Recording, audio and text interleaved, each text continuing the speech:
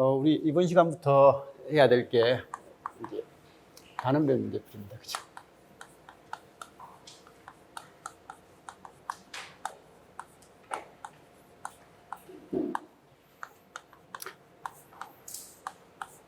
수업 순서는 일단 회로 이론부터 하고요. 그 다음에 전기자기학입니다.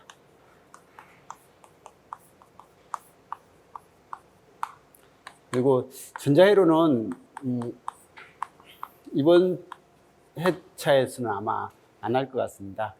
작년에 했던 거 하고 이번에는 5월 달인가요? 5월 달에 했던 거 해가지고 합쳐서 그냥 작년 강의하고요. 그리고 5월에 했던 부분하고 디지털 쪽은 5월에 했던 거로 하고 나머지는 그냥 작년 강의 이렇게 봐주시면 될 것 같습니다. 그래서 이거 두 가지 해가지고 그냥 전자회로 수업을 대치를 할 거고요. 지금 이제 회로를 오늘부터 해서 회로하고 자기학해서 단원별 문제풀이를 바로 끝낼 겁니다. 그렇게 하고 나서 바로 모의고사 들어갈 거고요. 그래서 모의고사 들어가기 전에 뭐 작년 기출은 이제 이때쯤 해서 작년 기출 문제는 풀이를 하게 될 거고요. 그래서 이렇게 하고 수업 시간은 지금 월요일이죠, 그죠? 월요일은 거기 교육학 때문에 지금 2시에 원래 하다가 2시 20분, 2시 15분에서 20분 뭐 그 사이일 것 같습니다. 보통 이때 많이 하니까 이때 맞춰서 그냥 오시면 되고요. 그래서 식사하시고 조금 여유 있게 오시라고 이렇게 한 거고요. 그래서 끝나는 시간은 저녁 안 먹고 한 8시나 8시 반, 8시에서 20시에서 30분 뭐 이런 식으로 해서 마무리 지을 겁니다. 이렇게 하고 그다음에 수요일은요.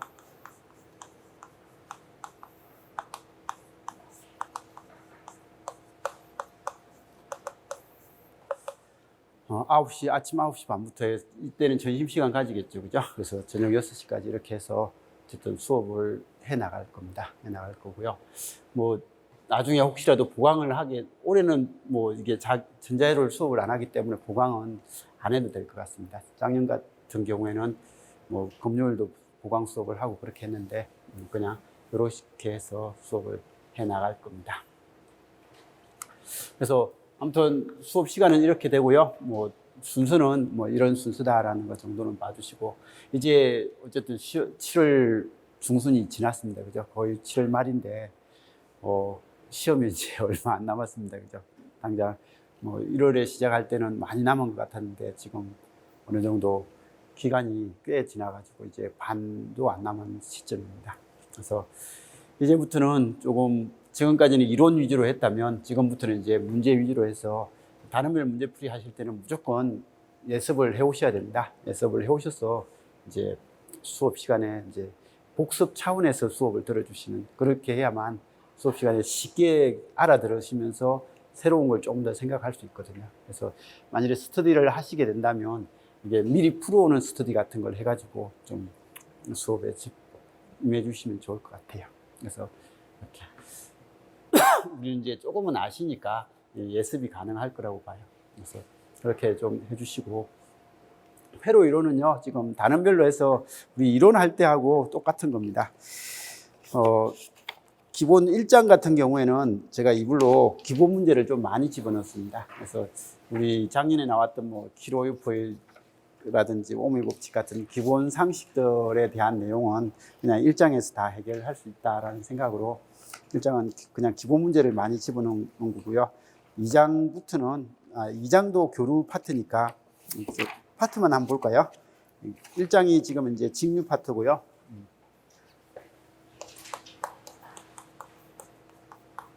1, 2로 나눠놨죠. 그죠? 이쪽은 이제 종속 전원 쪽이니까 그냥 알아서 봐주시면 되고요. 그 다음에 여기는 교류 파트입니다.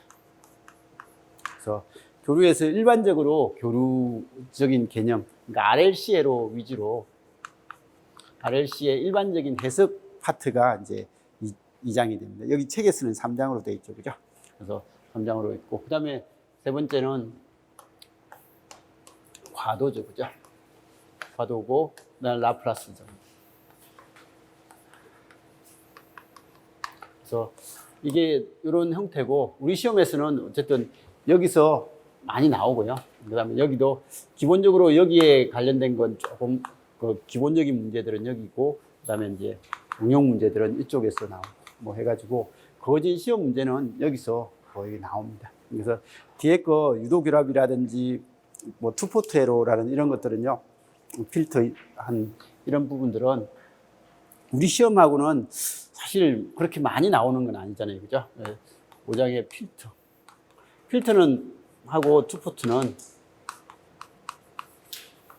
이건 시험을 위해서가 아니라 그냥 개념을 이해하기 위해서, 뭐 다른 전자공학을 이해하기 위해서도 필요한 내용이고, 그러니까 다른 개념에서 필요한 내용이고요. 특히 투포트는 시험에 직접적인 관련은 없지만 앞으로 공부를 하는 데 있어서는 이건 꽤 중요한 파트입니다. 그래서 파트니까 시험은 안 나오지만 계속 수업을 하고 있습니다. 수업을 하고 있고요. 그 다음에 6번째 파트는 유도결합이죠, 그죠? 그래서 이쪽도 뭐 예전에 한 문제 정도는 이제 언급이 됐는데 뭐 그렇게 많이 나오지는 않습니다. 그래서 안 나오지만 이 트랜스에 관련된 부분의 기본 내용이다 생각하시고 그냥 쭉 봐주시고, 전기하시는 분은 특히 이제 조금 더 신경 써서 봐주시고, 전자하는 사람들은 뭐 그냥 이런 문제가 있구나라고 하고, 트랜스 관련된 내용 공부 안 하다가 이런 걸 공부를 안 하다가 시험장에서 이 문제가 나오면 당황스러우니까 그냥 한번 본다라고 생각하고 그냥 봐주시면 될 것 같습니다. 그리고 실장은 3상은 역시 처음에 전기전자를 나눌 때 전기 쪽에서는 3상은 매년 나올 줄 알았습니다. 매년 나올 줄 알았는데 지금 3상 문제가 생각보다 덜 나오죠, 그죠?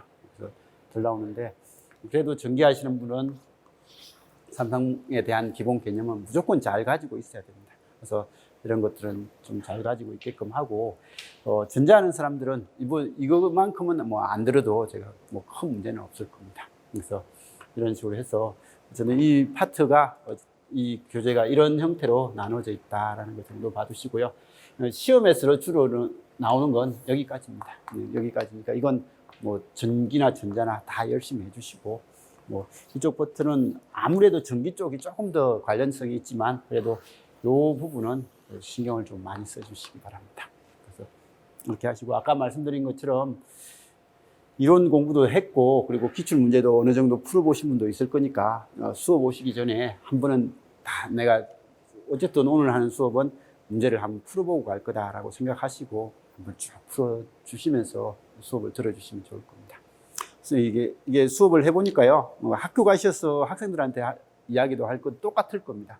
예습을 해놓고 나면 수업 들으실 때 내가 몰랐던 것만 받아들이면 되니까 그게 머리를 좀 덜 돌려도 되거든요. 근데 예습을 안 하고 하면 모든 걸 받아들이려고 하다 보면 이게 과부하가 빨리 걸리거든요. 그래서 우리가 수업 시간이 길잖아요, 그죠? 그래서 긴 시간 동안 집중해서 수업을 들으시려면 이게 가능하시면 한번 풀어보고 오시는 게 좋을 겁니다. 특히 문제풀이라서 이론할 때보다는 좀 속도가 빠를 거거든요. 빨리 날아갈 거니까 특히 좀 풀어오시면 좋을 것 같습니다.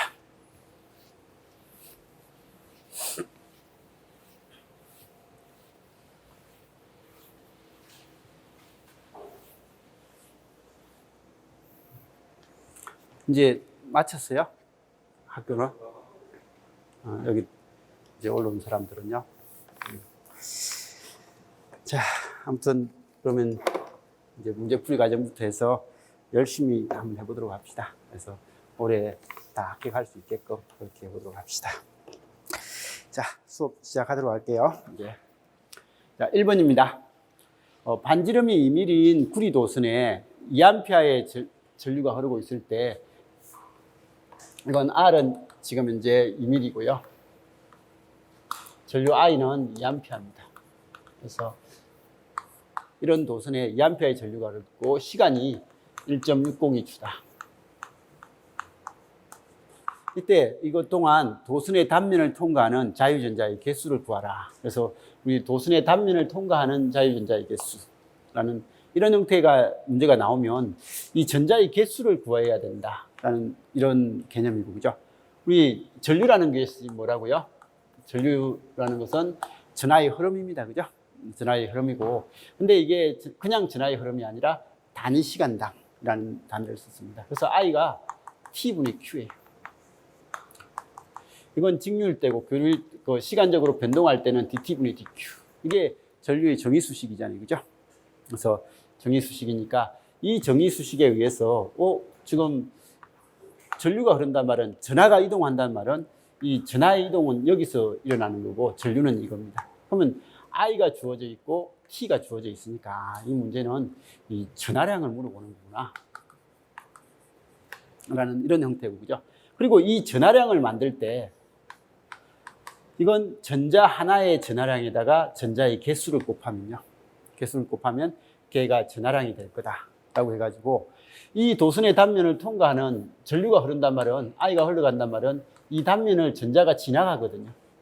전자가 지나가는데 이 지나가는 전자가 몇 개냐라는 그런 질문입니다. 그래서 문제를 읽었을 때 머릿속으로 도선의 단면을 통과하는 전자의 개수를 물어봤으면 이 단면을 통과하는 총 전하량이 얼마인지의 그 관점을 물어보는구나 라고 생각을 하시고, 이 전하량을 구하는 관계가 전자의 개수에다가 전자 하나의 전하량을 이용해서 Q를 구하고, 그 다음에 IT를 하면 Q를 구할 수 있더라라는 이 리듬을 좀 익혀주시면 좋을 것 같습니다. 그래서 이런 거고, 실제로 이 문제는요, 학교 가시면 그 고등학생들 공무원 시험 문제 볼 때 이 문제가 나와가지고 정리가 되는 게 있습니다. 그래서 있을 거니까 한번 체크하시고요. 그래서 이 문제는 그냥 Q는 IT고 Q는 N인데 N이 얼마냐라고 하니까 N은 2분의 IT다. 그냥 공식으로는 이거죠, 그죠? 그래서 이거다라고 하고, E가 얼마요? 1.602 곱하기 10의 마이너스 19성 쿨롱이고요. I는 지금 이제 2A라고 했고요. 시간이 1.602 초다라고 했으니까 이거 없어지고 남는 건 2 곱하기 10의 19성이다. 라는 그런 의도의 문제죠, 그죠? 그래서 이런 형태다라는 것 정도는 봐주시면 됩니다. 그리고 전자의 전하량은 여긴 줬지만요, 우리는 무조건 알아야 됩니다. 이걸 뭐 줬다고 해서 아는 거고, 뭐 이걸 보고 하는 게 아니라 머릿속에 그냥 무조건 가지고 계셔야 됩니다. 자, 여기요. 전자의 질량은요, 이건 못 외워도 된다고 했잖아요, 그죠? 못 외워도 되지만 그래도 우리가 남들을 가르쳐야 되니까 이런 건 좀 알아놓는 게 좋아요. 질량은 9.1 곱하기 그 정도까지는, 그죠? 자, 2번입니다. 어떤 저항에 1분 동안 100V의 기전력을 가했더니 120쿨롱의 전하가 이동됐다. 이 저항 R 값은 얼마인가 라고 되어 있습니다. 똑같은 문제예요. 지금 여기에 100V 전압이 있고요, 이 저항이 있습니다. 그럼 여기에 지금 이제 시간 T가 있는데, 시간 T가 얼마요? 1분이네요, 그죠? 1분 동안 이 도선의 단면을 쭉 보고 있었다는 거예요. 이 도선의 단면을 보고 있는데 이 단면을 통과하는 총 전하량 Q가요 1200쿨롱이라는 거죠. 1분 동안에 이 단면을 통과하는 전하량이 1200쿨롱이다 라고 하니까 우리는 좀 전에도 했듯이 Q는 IT거든요. 시간이 1분이라고 주어져 있으니까 I를 지금 구할 수가 있는 거죠.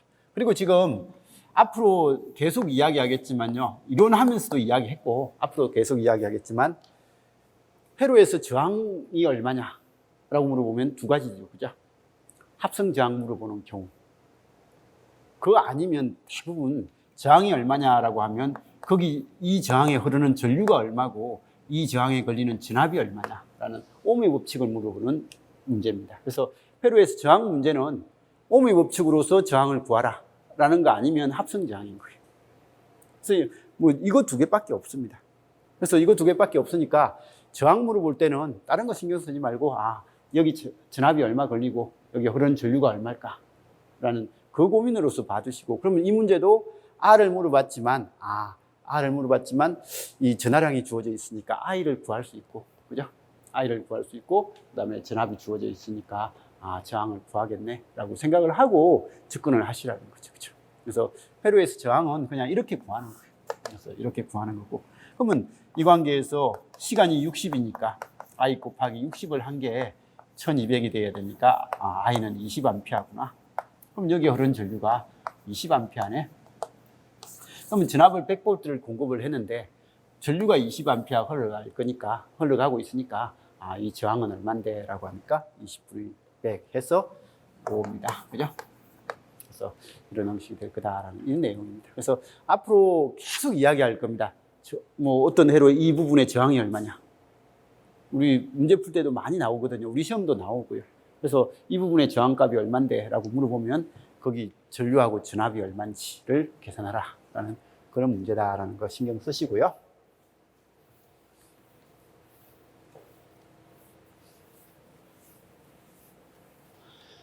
자, IT가 20T 플러스 2T 플러스 2의 전류가 시간 T가 0에서 60초 동안 도선에 흘렀다. 이 도선의 한 단면을 통과한 총 전하량은 얼마냐? 자, 이 전류하고 이 전류는 분명히 다르죠, 그죠?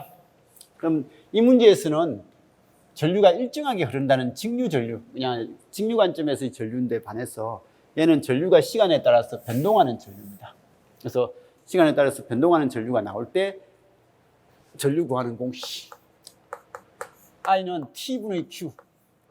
이건 일정할 때입니다. 그죠? Q는 IT다. 근데 I는 DT분의 DQ. 시간에 따라서 변하는 형태는 이거다. 그래서 이렇게 되니까 DQ는 I의 DT다. IT의 DT다. 이런 형식이 되겠죠. 그죠? 그래서 이런 형식이 될 거고, 그러면 양변에 적분을 하면요. 그죠? 적분을 하면 이게 Q는 IT의 DT 플러스 Q0가 되겠죠. 이 Q0가 일 건데 이건 QT가 될 거고, 그죠? 그래서 이렇게 될 건데 보통 초기값은 0인 거니까 이건 0이다 라고 해서 이건 잘 안 적죠. 그래서 초기 전하량은 0이다. 근데 뭐 적으려면 적어도 상관없고요. 그래서 아무튼 전하량 구하는 관계는 요렇게 구하는 관계도 있겠지만 요렇게 구하는 관계도 있더라라는 거. 이건 우리가 많이 하는 관계니까, 그죠? 여기는 어디 갈 거예요? 왜 가방을 메고 있어? 자, 그래서 아무튼 이런 형태다라는 거 정도 봐두시고, 그러면 저기서는 전류 IT가 있으니까 얘는 0에서 60까지 2T 플러스 2 이게 DT 라는 이런 형태고, 그죠? 그래서 이거 적분하면 T제곱 플러스 2T 0에서 60 하니까 얼마요? 3600에다 120이니까 3720인가요?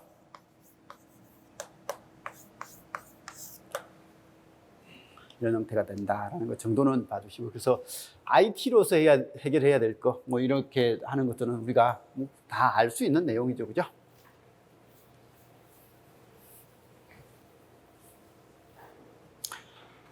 근데 그쪽에 멀리 있으면 이거 안 보이죠? 이걸로 다 보이나요? 이거 이동해버리면 안 보이잖아요. 알아서 잘 보세요. 자, 이건 똑같은 문제입니다. 어느 전기 소자에 흐르는 전류가 4T 플러스 2일 때 T가 1초에서 3초 사이에 전기 소자에 한 단자로 유입되는 전하량. 똑같은 문제죠, 그죠? 그래서 여기니까 얘는 1에서 3까지 4T 플러스 2의 DT. 그냥 이런 형태죠, 그죠? 그래서 이런 형태고, 그러면 이건 2T 제곱 플러스 2T인가요? 1에서 3이니까 얘는 18에다가 9, 20, 18에다가 6 2 더하기인가요? 해서 계산하면 20인가요? 20쿨롱이다. 뭐 이렇게 되죠, 그죠?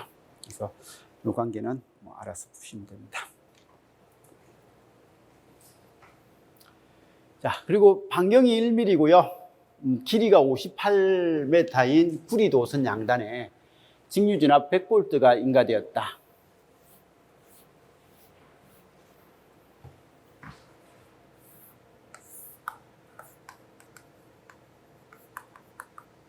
이 반경이 1mm고요. 가는 도선이죠. 그죠? 그래서 이런 양단에 전압의 이게 도선이 있습니다. 이 양단에 100V 전압을 걸었다. 이때 이 구리 도선에 흐르는 직류 전류로서 옳은 거선이라고 그렇게 이야기를 했습니다. 그러면 이건 우리 저항 구하는 관계죠. 그죠? 이겁니다. 이 도선 저항이에요. 도체에서 길이가 길어지면 도체의 길이가 L이고요. 단면적이 A고 고유 저항이 로다 라고 하는 이 도선이 가지고 있는 도선 저항 R은 얼마인데 라고 했을 때 R은 얼마요? 도선 저항 R은 이건 로의 단면적 분의 길이다. 그래서 항상 도선 저항은 길이가 길어지면 저항값은 커지고, 그죠? 면적이 커지면 저항이 줄어든다. 뭐 이런 관계는 우리가 이야기를 했습니다. 그죠? 그리고 고유 저항이죠. 그리고 이건 가끔씩 고유 저항, 로는 도전율의 역수죠. 그죠? 그래서 시그마 A분의 L이라고 적는 책도 있고요. 그래서 아무튼 이런 정도는 알 거고요. 그러면 이 관계에서 지금 이제 길이가 있고 이렇게 있는니까 이 저항값을 구하는 관계를 일단은 아느냐라는 그런 질문이죠. 그래서 질문이니까 알아서 봐주시면 됩니다. 그래서 지금 저 저항입니다. 그래서 이런 구리 도선 양단에 직류전압 100V가 인가되었다고 할 때 이 구리 도선에 흐르는 직류 전류로 구하라라고 하니까 이건 그냥 이런 형태예요. 다르게 하면, 그죠? 이게 100V고 R인데 R은 얼마요? 로의 A분의 L이다. 근데 지금 주어진 건 도전율이 주어졌네요. 시그마 A분의 L이다. 시그마는 지금 이제 얼마요? 5.8 곱하기 10의 7승이고요. 이 면적은요, 이 단면적을 물어봤습니다. 근데 단면적 A는 이게 도선은 도선인데 원형 도선이겠죠? 특별한 말이 없으면 반경이 1mm니까 원형 도선입니다. 그러면 파이 R 제곱이죠. 파이 곱하기 반지름이 1mm니까 1mm 제곱.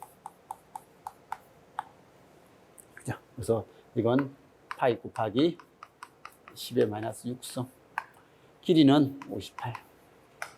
이렇게 되니까 이거 58하고 6성으로 바꿔주면 마이너스 6성 플러스 6성 58 없어지니까 얘는 파이분의 1입니다. 그죠? 그래서 일단 저항값이 파이분의 1입니다.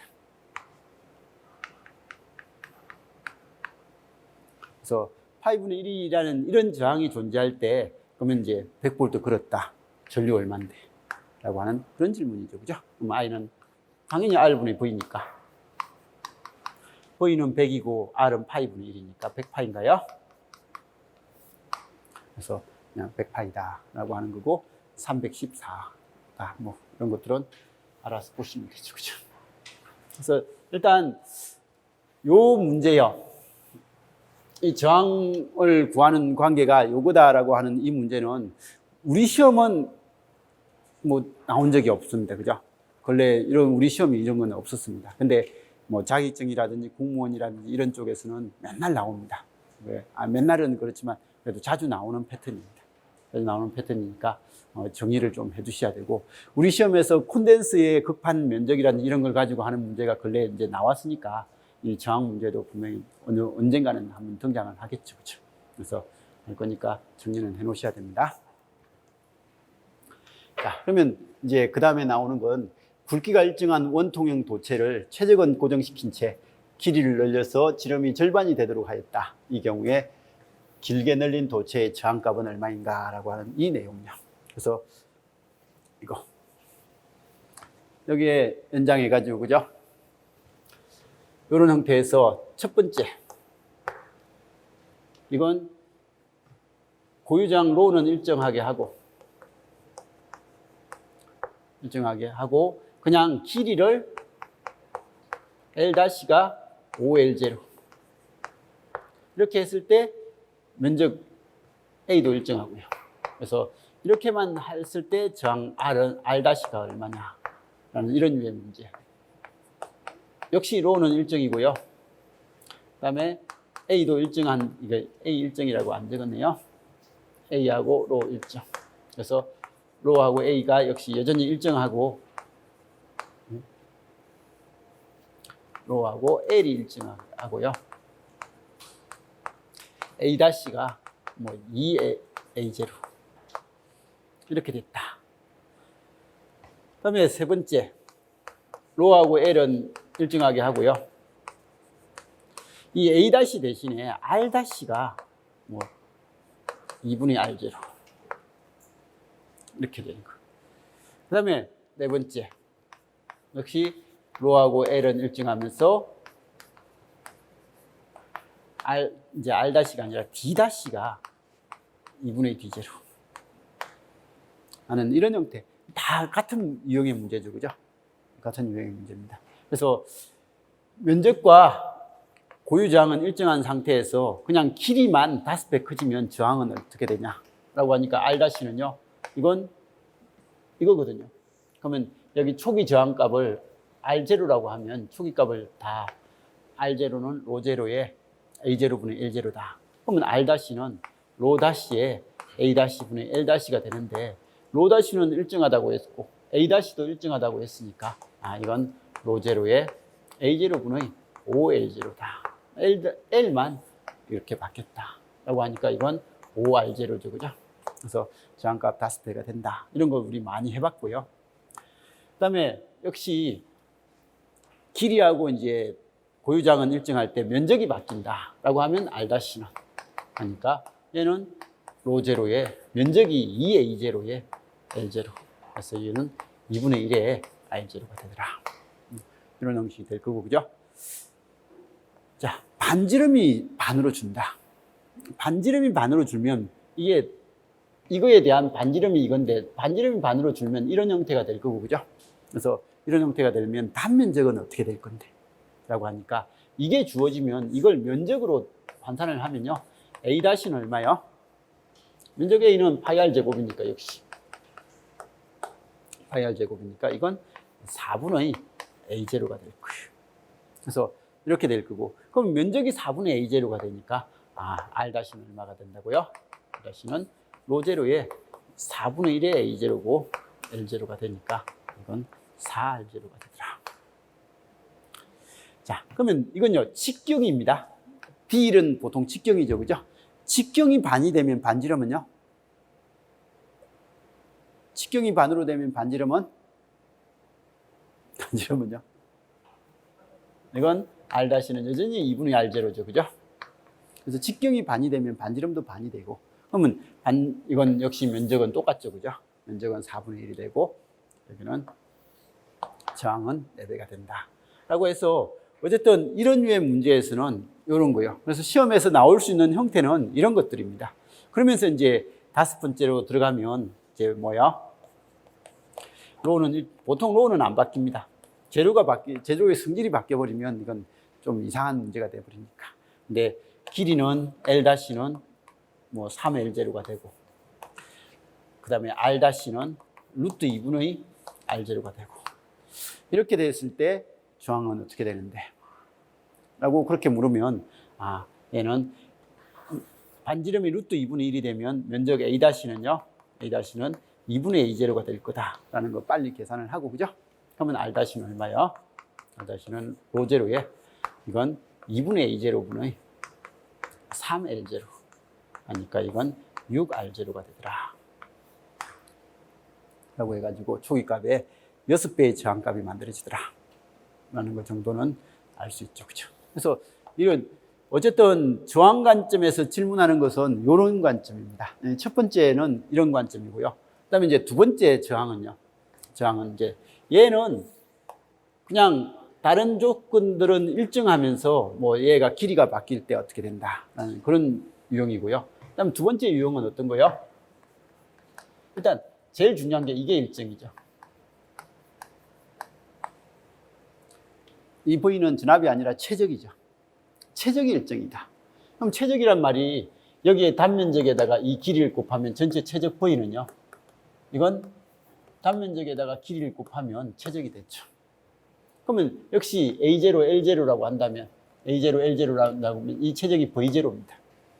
그래서 이렇게 최적이 일정한 상태에서 얘를 잡아당겨서 길이를 길게 늘린다라는 그런 관점이 되죠. 그죠?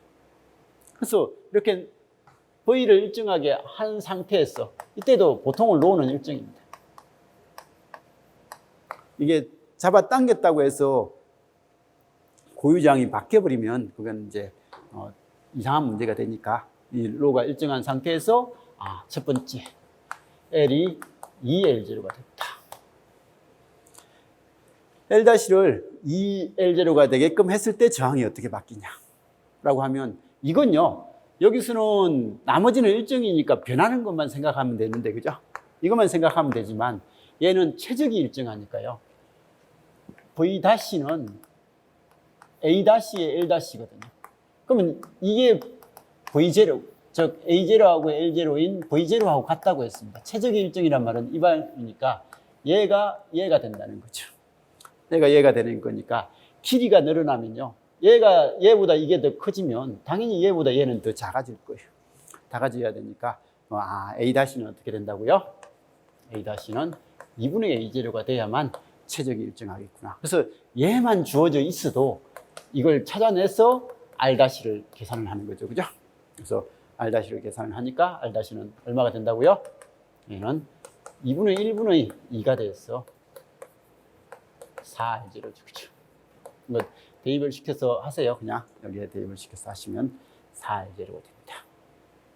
그리고 이제 두 번째는 역시 반지름이 2분의 1이 되면 이렇게 되면 당연히 얘 때문에 면적 A-는 4분의 A0가 될 거고 그러면 길이 L-는요. 이게 요것만 딱 주어져 있어도 요건 계산을 하면 되는 거고 그죠? 이게 계산되면 길이가 면적이 4분의 1로 감소했으니까 최적이 일정해야 되니까 길이는 4배가 됐을 거다. 라고 해서 이게 4L0가 될 거고 그죠? 그래서 이런 형태가 되고 그러면 R-는 얼마가 되고요? R-는 얘는 4분의 1분의 4의 R0가 되겠죠. 그죠? 그래서 이런 식이 될 거다라는 것 정도는 압니다. 그러면 여기에 직경이 반으로 될 때, 반지름이 루트 2분의 1이 될 때, 길이가 3배가 될 때, 어떤 조건이 나와도 이제 나머지 조건을 찾아서 이렇게 내야 되는 거죠. 그래서 이런 류의 문제가요, 지금 공무원 시험 문제 형태는 많이 나옵니다. 그래서 학교 가시면 학생들한테는 많이 가르쳐야 됩니다. 많이 가르쳐야 되는데, 이런 형태에서 나오는 유형은 이거 아니면 이겁니다. 그래서 이런 유형. 그래서 이게 있는지 없는지 잘 좀 체크해서 정리를 해주시면 됩니다. 자, 그러면 이 문제도요, 굵기가 일정한 원통형 도체를 최적은 고정시킨 채, 일정이죠, 그죠? 길게 늘려서 지름이 절반이 됐다. 직경이 2분의 D0가 됐다는 거죠. 그러면 이거는 반지름도 2분의 R0가 될 거고, 면적은요, 이건 4분의 A0가 될 거다. 그러면 길이는 4L0가 될 거니까, 그러면 R은요, 이건 16R0가 될 거다. 4분의 1분의 1이잖아요, 그죠? 그래서 이런 식으로 딱 머릿속에 하나의 세트로 정리가 돼줘야 되는 거죠, 그죠? 그래서 원래 도체의 저항값의 16배가 될 거다.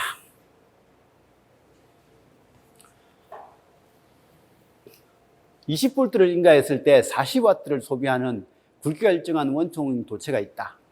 최적은 변하지 않게 하고 지름이 2분의 1이 되게끔 일정한 굵기로 잡아 늘렸을 때 변형된 저항값은 얼마냐. 그래서 지금 보통의 문제에서는 초기 저항 R0가 있다. R0가 있는데 길이 L을 지금 이제 길이를 잡아 당겨 가지고요. 역시 똑같은 문제네요, 그죠? 지름이 절반이 되게끔 했다.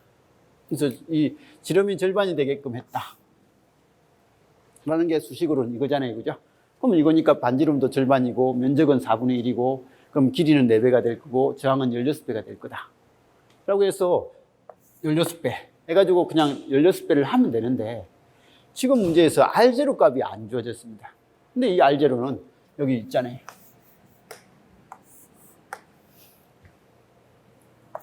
여기에 20V를 공급을 했거든요. 여기 저항이 있는데 이 저항의 소비 전력 P가 400W라는 거죠. 그러면 이런 문제에서 정격이죠, 그죠? 이걸 정격이라고 합니다. 이 값하고 이 값을 주는 것을 정격이라고 하거든요.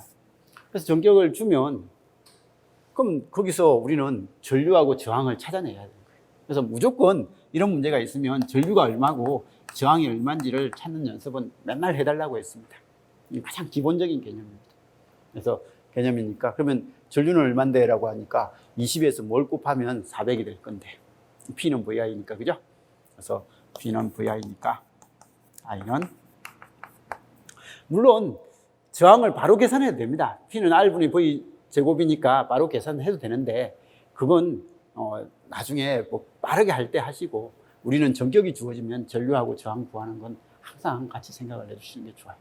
그래서 이런 것들. 그래서 이거니까 이건 V분의 P다. 그래서 20분의 400이니까 25입니다. 20V 암페어다. 그러면 20A니까 전압 20V를 걸었는데 전류가 20A가 흐르네. R은 1ohm이겠네. 라고 해서 이렇게 구하는 거죠. 그렇죠? 그래서 이걸 구해서 R0가 1ohm이다. 그럼 초기 저항이 1ohm이었는데 얘를 길게 늘려가지고 사용하면 저항이 16배로 커진다. 16배로 커지니까 이건 변형된 도체의 저항값은 16ohm이다. 뭐 이렇게 되는 거죠. 그렇죠?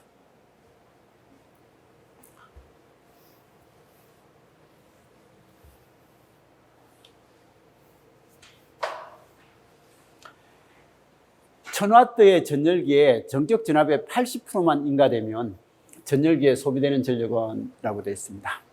그래서 이런 문제는 P는 뭐야? IV이기도 하지만 I 제곱 R이고 R분의 V 제곱이다. 그러면 이 문제를 풀 때 그냥 푸는 방법은 전력이 1000W라고 전격이 1000W인데 전격 전압을 가했을 때는 1000W다. 근데 이게 전격 전압의 80%를 공급을 했으니까 R분의 0.8V 제곱을 하니까 0.64의 R분의 V 제곱이다. 그러면 이게 P니까 이게 1000이다. 그러면 1000 곱하기 0.64니까 640W다. 답을 이렇게 내죠. 그죠? 근데 이렇게 내는 것도 중요한데 항상 이렇게 푸는 건 알아서 푸시고요. P는 1000이다.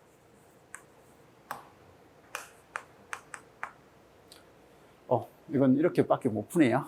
제가 전격이 주어진 줄 알았어요. 그걸 가지고 푸는데 이게 V가 초기값이 V0다. 그래서 P0다. 그러면 이때 역시 I0 구하고 R0 구하라. 이걸 이야기하려고 했는데 없네요. 그래서 이건 이렇게 구하는 수밖에 없습니다. 자, 그러면 어쨌든 이거고 얘는 전격 전압을 바꾼다고 해서 전격 전압이 있었는데, 그죠? 이 전압에 의해서 이 부하에 전력을 공부했더니 P가 지금 이제 1000이 나왔다는 거죠. 근데 이 전압을 바꾼다고 해도요, 이 전압을 가변을 시켰는데, 가변을 시킨다고 해도 얘는 안 바뀌어요. 그래서 얘는 안 바뀌니까 R은 일정이더라. 그래서 R은 일정한 상태에서 V만 바뀌는 그런 문제다라는 거 정도는 봐주시고요. 그래서 당연히 그러면 일정한 R을 이용해서 전력과 전압의 관계를 나타내는 것은 이 공식이 될 거다. 그러면 이 공식이 되니까 이게 V-가 0.8 V0니까 그죠? 이거 대입시켜서 하니까 0.64의 이런 형식이 되더라. 그래서 0.64 P0 형식이 되더라. 뭐 이런 것들은 그냥 알아서 보시면 되겠습니다.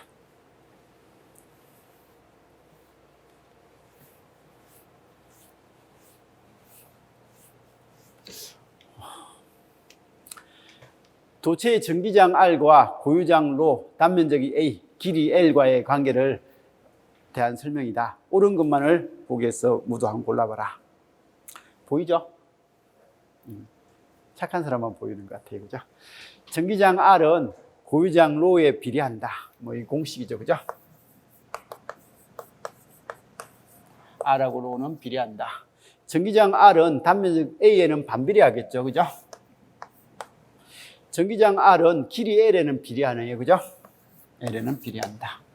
도체의 길이를 N배 늘리고 단면적이 N분의 1이 되면, 그러니까 여기는 길이가 L배가 되고 단면적이 n분의 1이 되니까 얘는 n분의 1분의 n이 돼가지고 n제곱이 되죠. 그죠? 그래서 n제곱이 되니까 이건 저항값은 n제곱배로 증가한다 라는 거. 그것도 맞죠. 그죠? 그래서 니은만 틀리고 다 맞는 것 같습니다.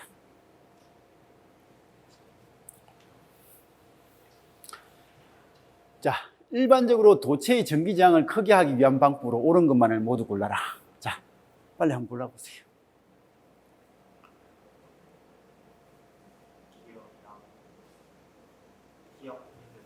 기억하고 딕은요? 네? 리을요? 여긴요? 기억 딕은만요? 자, 기억은 맞나요, 근데?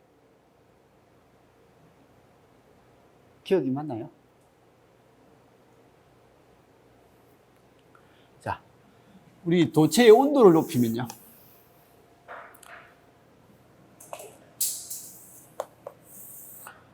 여기 계신 분들은 전기전자를 했으니까 뭐 들어본 단어 중에서 스미스트라는 단어를 많이 들어봤을 겁니다.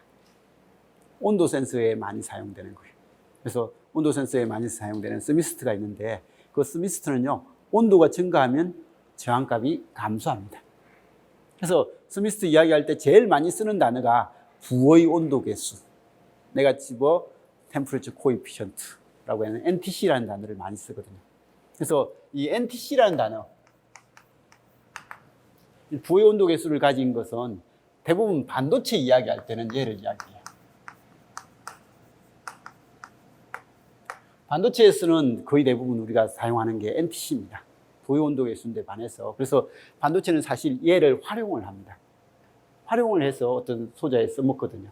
근데 이제 지금 이야기하는 얘는 도체예요. 도체는 온도가 증가하면 저항이 증가해도 일정해 줬으면 좋겠는데 어쩔 수 없이 저항이 조금씩 증가합니다. 증가하는 거고, 이건 이제 PTC, 엄밀히 따지면 PTC인데 이걸 활용을 하는 건 거의 없어요. 활용을 하는 건 거의 없으니까 별로 안 좋은 겁니다. 안 좋은 거지만 어쩔 수 없이 일어난다. 그래서 이게 온도에 따라서 저항값을 따지면요, 이건 도체는 이렇게 됩니다. 그래서 보통 도체는 이렇게 되고요, 반도체는 이렇게 됩니다. 그래서 이 반도체는 이렇게 됩니다.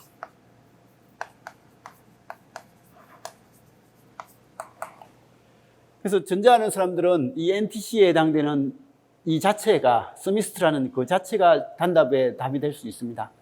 단답의 답이 될 수 있는 거니까 이 온도 센서에 제일 많이 쓰는 그런 개념이거든요. 그래서 개념이니까 잘 봐두시고요. 그래서 반도체는 온도가 증가하면 저항이 감소하는 데 반해서 도체는 온도가 증가하면 저항이 증가하더라라는 그런 꼭 좀 기억을 해두시고요. 그래서 도체의 온도를 높이면 보통 저항이 크게 되죠. 그죠? 크게 되고요. 도체의 길이를 짧게 한다. 그러면 좀 전에 봤듯이 길이가 짧아지면 저항은 작아지고 길이가 커지면 저항이 커지죠. 그래서 이건 틀렸고, 그죠? 도체의 단면적이 작으면 저항이 커지죠. 좀 전에 했던 R은 로의 A분의 1이니까, 그렇죠? 반비례하니까. 그래서 이것도 맞습니다. 그리고 도전율이 큰 금속. 얘는 도전율이 아니에요. 여기는 고유저항이죠. 그죠? 저항률입니다.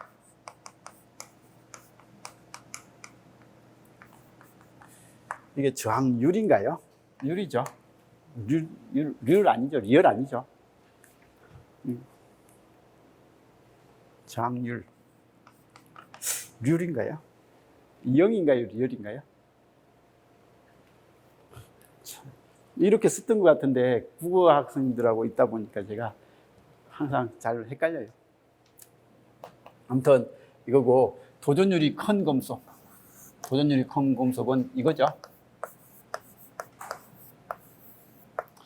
시그마, 이게 도전율입니다. 얘가 커지면 저항은 어떻게 된다고요? 감소한다. 이런 형태니까 얘도 틀린 겁니다. 그래서 이런 형태. 그래서 고유저항이라고 하는 이 로하고요, 시그마예요. 이런 관계가, 이런 관계가 된다라는 거 기억을 해주시고요. 자, 저기요. 이 고유저항의 단위는?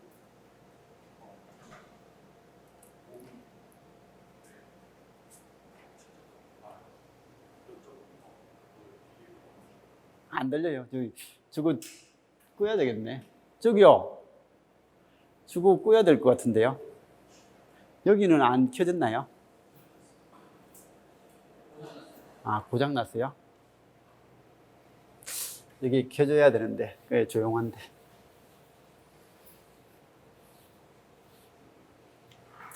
자, 여기요. 이 고유장의 단위는? 이건 옴메타인가요? 그래서 이걸 꼭 좀 기억을 하자고 했습니다. R은 로의 A분의 L이니까요. 로는요, 로는 넘기면 R에다가 L분의 A입니다. 그래서 이런 형태가 되니까 고유장의 단위는 뭔데요? 라고 하면 얘는 옴이고, 그죠? 옴이고, 얘는 메타고, 얘는 메타 제곱이니까 이렇게 하면 옴메타입니다. 라고 이야기하는. 그래서 고유장의 단위가 옴메타입니다. 라고 이야기하는 것은 전자하는 사람들이에요. 전자 쪽에서는 고유장의 단위는 옴메타입니다. 근데 전기하는 사람들은요, 고유장의 단위가 옴메타라고 하면 약간 욕들어요. 왜냐하면 전기에서는 도선을 원체 많이 쓰다 보니까 도선의 고유장을 물어보는데 도선의 단면적이 메타 제곱으로 표시될 만한 단면적이 없잖아요, 그죠? 그래서 도선의 단면적은 거의 대부분 밀리미터 제곱으로 표시하거든요. 그래서 밀리미터 제곱으로 표시하니까 얘를 밀리미터 제곱으로 표시를 해가지고 그 자체를 쓰는 거예요. 그래서 메타분의 밀리미터 제곱에 옴 이렇게 하는 이 자체를 그냥 단위로 쓰는 거예요. 그래서 고유장의 단위는 전기는 이렇게 표시하고요, 전자는 이렇게 표시합니다. 그래서 표시하니까 자기가 전기책을 보면 아, 이렇게 적힌 게 고유장이구나, 뭐 역수로 취하면 도전율이 되구나 라는 것 정도는 생각을 하시고요.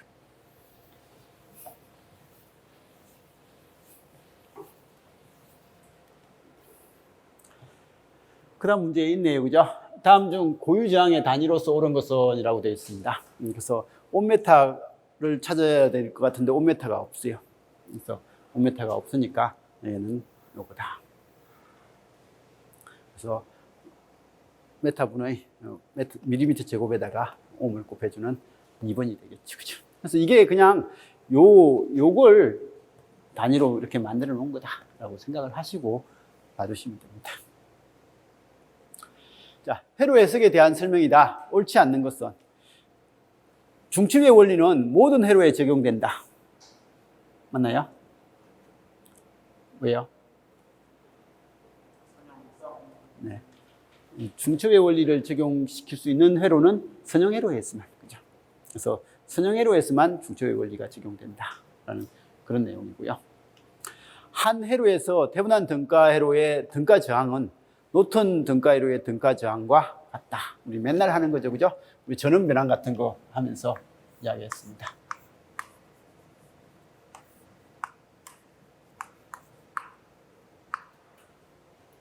그냥 수치로 할까요?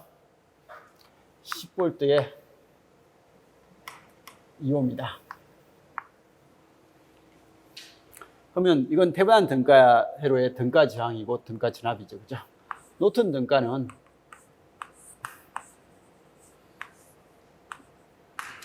이렇게 표시하죠. 그때 여기서 들여다본 저항과 이게 등가회로니까요, 여기서 들여다본 형태는 같아야 된다. 같아야 되니까 여기에 개방 전압이 얼마죠? 고요시는 이 개방되어 있는 회로의 양단 전압은 그냥 소수 전압하고 같죠, 그죠? 이건 10V입니다. 그럼 여기도 개방 전압이 여전히 10V가 나와야 돼요. 그래서 10V가 나와야 되고, 그러면 이 10이 되려면 이건요, 개방됐으니까 모든 전류는 이렇게 흐를 거니까 이거 R에 이거 I 하니까 R 곱하기 I는 10이 돼야 되는 거예요. 이건 당연해야 되죠, 그죠? 그리고 여기를 단락하면요, 단락했을 때 단락 전류 ISC죠, 그죠? 단락 전류를 구하면 단락 전류는 5분의 10입니다. 2분의 10입니다.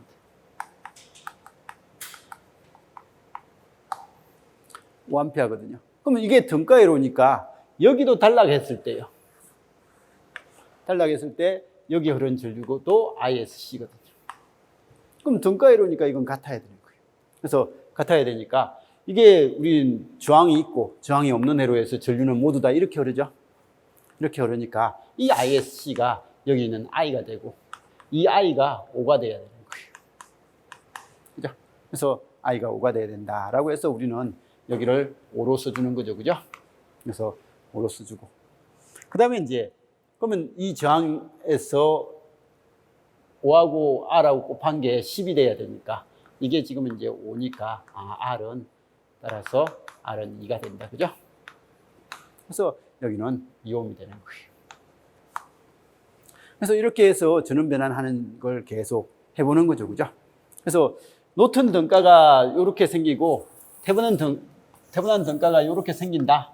태분한 등가는 전압원처럼 표현을 하고 노턴 등가는 전류원처럼 이렇게 표현해서 한다. 이건 모르면 안 되는 거예요.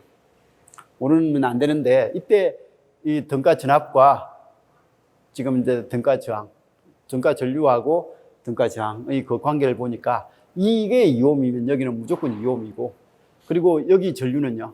여기 전류는 그냥 이 R분이 보이죠. 이거 단락했을 때 흐르는 전류 2분의 10 여기 적어준다 라고 하는 거고 그죠? 그 다음에 여기에 개방했을 때 전압은요. 이 개방했을 때 전압은 2 곱하기 5죠. 2 곱하기 5가 여기 걸리니까 이 전압은 요거다.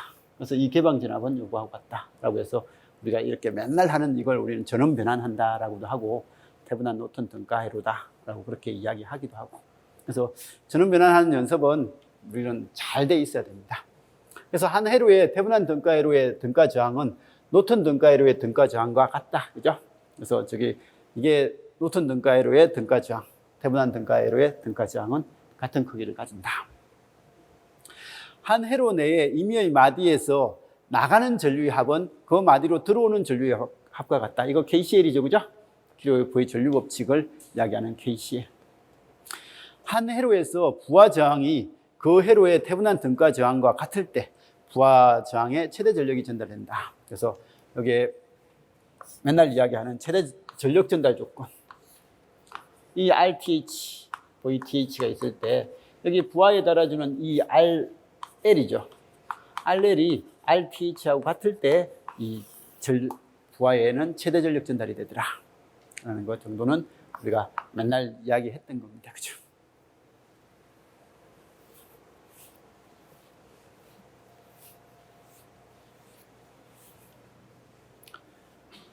자, 전기회로 소자에 대한 설명이다. 가장 옳은 것은이라고 되어 있습니다. 저항 소자는 에너지를 순수하게 소비만 하고 저장하지 않는다. 맞나요?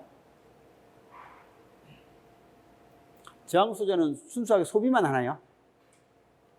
네, 소비만 하고 저장하지 않는다. 그래서 이건 맞습니다. 저항은 소비만 하는 소자예요. 이 저항이 에너지를 뱉어내지는 않습니다. 근데 콘덴서나 코일은 에너지를 흡수했다가 다시 내줬다가 이렇게 하는 게 가능한데 이 저항은 안 되죠. 그죠? 저항은 아니다. 이상적인 독립 전압원의 경우에는 특정한 값의 전류만을 흐르게 한다. 라고 되어 있는데 이상적인 독립 전압은 이상적인 독립 전압원은 실제 전압원은 이거거든요. 그래서 얘가 전압원 표현입니다. 비전력 E고 내부장 R인 거예요. 그래서 우린 건전지 할 때 맨날 이렇게 표현하죠. 그죠? 근데 이게 이상적인이라는 단어가 들어가면요.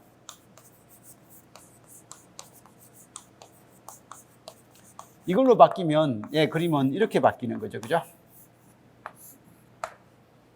이게 이상적인 전압원이다.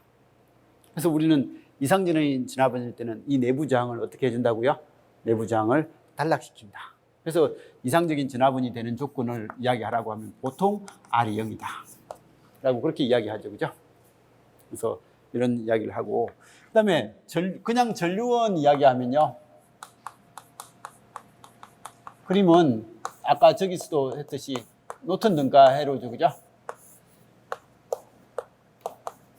이게 전류원입니다.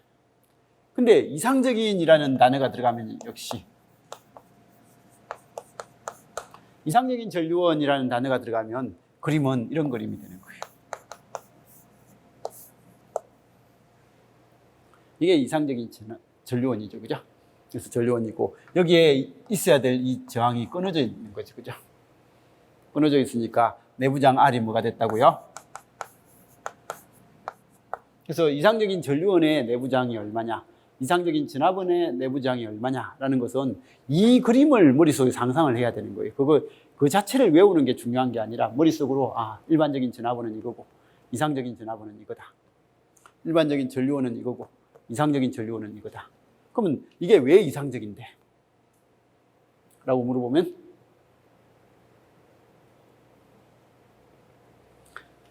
이게 이상적인 이유는 여기에 부하를 달면요. 부하를 달면 이 부하가 1옴이 되든 2옴이 되든 3옴이 되든 상관없이 이게 10V면 여기 10V가 다 걸려요. 근데 이게 일반적인 전압원은요. 이게 만일에 1옴이면 여기에 9옴이 들어가면요. 9옴이 들어가면 여기 10V 공급하면 여기는 9V가 나와요. 1옴이 되면요. 5V밖에 안 나와요. 부하에 따라서 전압이 계속 바뀌어요. 부하가 뭐냐에 따라서 여기 부하 전압이 바뀌어요. 분명히 나는 소스에서 신호를 가져오는데, 그죠? 소스에서 가져올 때는 이거 10V겠지 하고 머릿속으로 상상하고 가져오잖아요. 그죠? 10V 전압원이면 나는 10V가 되겠지 하고 부하를 딱 다는데 이게 1옴이면 5V밖에 안 되고 4옴이면 뭐 얼마야? 8V밖에 안 되고 9옴이면 9V밖에 안 됩니다. 10V 준원이라고 해놓고 거짓말을 하는 느낌이잖아요. 그죠? 그래서 이게 이상적이지 않다는 거예요.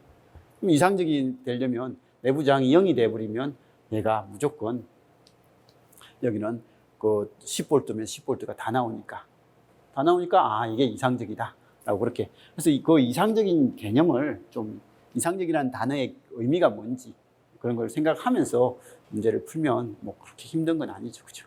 그래서 이런 형태다. 여기도 마찬가지예요. 이게 10A가 있을 때 이 저항이 있으면 여기에 부하를 달면요.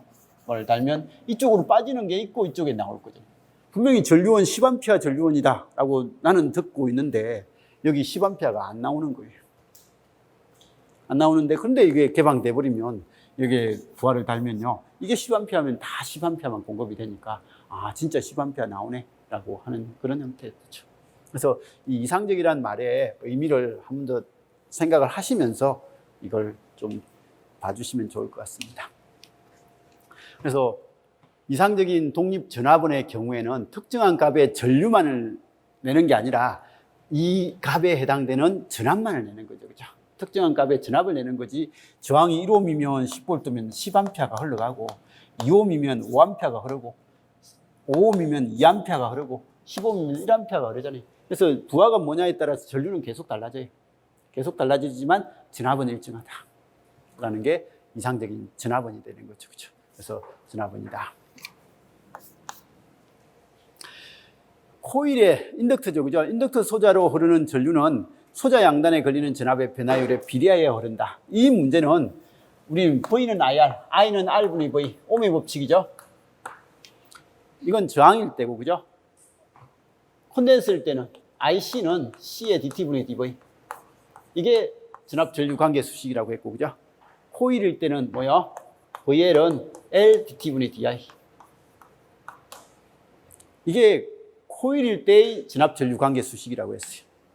그래서 이런 문장이 나오면요. 그 문장을 바로 보려고 하지 말고 이 저항에서의 옴의 법칙, 콘덴서 코일에서의 전압 전류 관계식, 이걸 머릿속에 딱 하나 떠올려 놓고 여기에 대입을 시키는 거예요.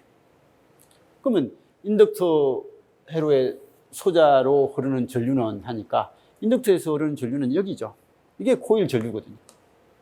그럼 이건 코일 전류는 이렇게 하려고 하니까 좀 불편한데 이걸 콘덴서로 바꿔보세요. 커패시티로 바꿔보면요. C 소자에 흐르는 전류는 IC는 라고 딱 나오잖아요. 그죠? IC는 이게 DT분의 DV, 전압의 시간적인 변화율이죠. 그죠? 전압의 시간적인 변화율에 비례한다. 그래서 소자 양단에 걸리는 전압의 변화율에 비례하게 흐른다 라고 하니까 이건 코일을 이야기하는 게 아니라 콘덴서를 이야기하는 거네. 만일에 이게 코일을 이야기하려면요. 코일은 이 공식이잖아요. 그죠? 이게 오모의 법칙이거든요. 코일에서의 오모의 법칙은 이겁니다. 그러면 이런 거니까 VL은 하니까 인덕터 소자의 양단 전압은 인덕터 소자로 들어오는 전류의 뭐요? 전류의 시간적인 변화율에 비례한다 라고 그렇게 말을 적어야 되겠죠. 그죠? 그래서 이렇게 말을 적어보는 연습을 해주시면 되는 거예요. 그래서 이런 형태도 봐주시고요. 저항 소재에 흐르는 전류는 전압에 반비례한다. 전류 I는 저항에는 비례하고 반비례하고 저항에는 비례하죠. 그죠? 전압에는 비례한다. 라고 그렇게 됩니다. 이건 뭐 다 알 거고요. 답은 1번이죠. 그죠?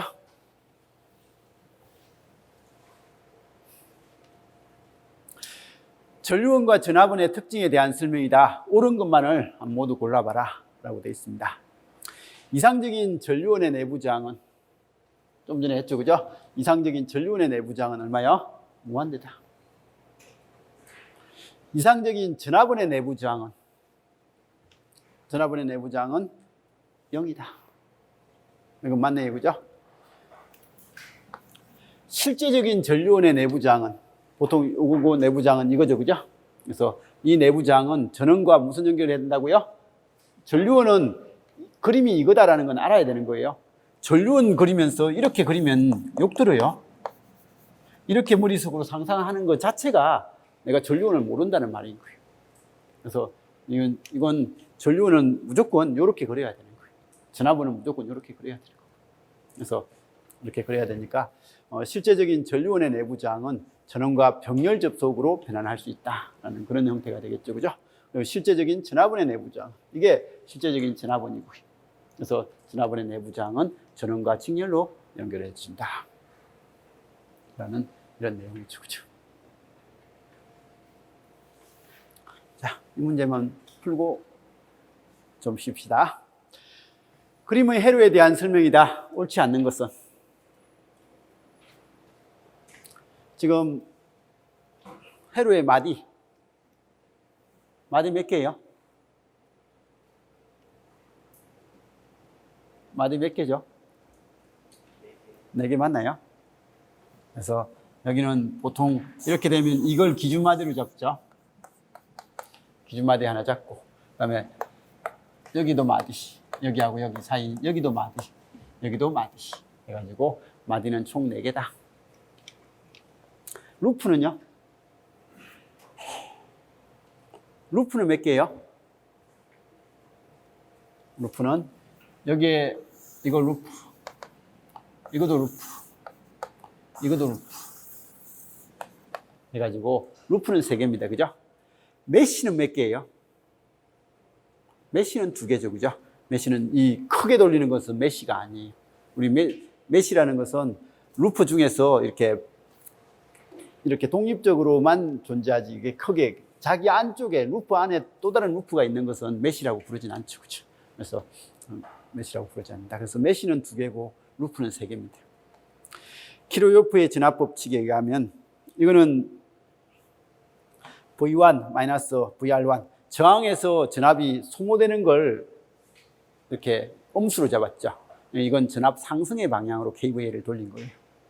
그래서 전압 상승하면 플러스, 강화하면 마이너스라고 이렇게 돌리는 것이 저는 이 방법이고, 저는 이 방법 잘 안 쓰죠. 그죠? 저는 수업하면서 대부분 전압 강화의 방향을 기본적으로 기본 방향을 잡아서 쓰는데 이렇게 상승을 쓰는 학교도 있더라고요. 그래서 이렇게 씁니다. 그래서 얘는 전압이 커지니까 V1, 얘는 줄어드니까 마이너스 VR1 이렇게 돌렸네요. 그죠? 지금 얘도 감소하니까 마이너스 VR3, 얘도 전압이 감소하니까 마이너스 V2는 0이다 하고 했는데, 뭐 어떤 사람들은 그냥 전원은 전원대로 하고 이렇게 루프해서 이 방향을 기본으로 하니까 얘는 플러스, 얘는 반대 방향이니까 마이너스에서 V1 빼기 V3는, 그래서 전원은 소비되는 것의 합과 같다. VR1 더하기 VR2 이렇게 수식 적는 사람도 있고, 뭐 제가 수업할 때는 마이너스 V1 플러스 VR1 플러스 VR3 플러스 V2는 0이다. 뭐 이렇게 해서 수업을 하는 거고, 그죠? 그래서 알아서 봐두시면 됩니다. 그래서 학교 가시면요, 이런 것들은 진짜 통일을 시켜주셔야 됩니다. 그러니까 이런 걸 가르치는 것은 아마 그 학교에 계시는 전공 선생님이면 다 가르치잖아요. 그죠? 다 가르치는데 어떤 분은 전압 상승으로 가르치고 어떤 분은 전압 강화로 가르치면 그건 절대 안 됩니다. 그래서 같이 모여가지고 이거 정도는 통일시켜주는 것은 필요합니다. 수업하실 때 그런 거는 신경을 좀 써주셔야 됩니다. 킬로웨퍼의 전류법칙에 의해서 전류법칙을 하면 이건 KCL은 여기서 유입되는 전류인 이거죠. 유출되는 건 이거니까 제가 수업할 때는 한 노드에서 유출되는 전류의 총합은 0이다. 뭐 이렇게 많이 하지만 뭐 어떤 사람들은 유입해주는 전류 IR1은 유출하는 거 IR2하고 IR3의 합과 같다. 뭐 이렇게 정의하는 사람도 많잖아요. 그죠? 그래서 알아서 봐주시고 그러면 여기는 뭐 이게 마이너스가 돼야 되겠네요. 그죠? 그래서 이렇게 돼야만 된다.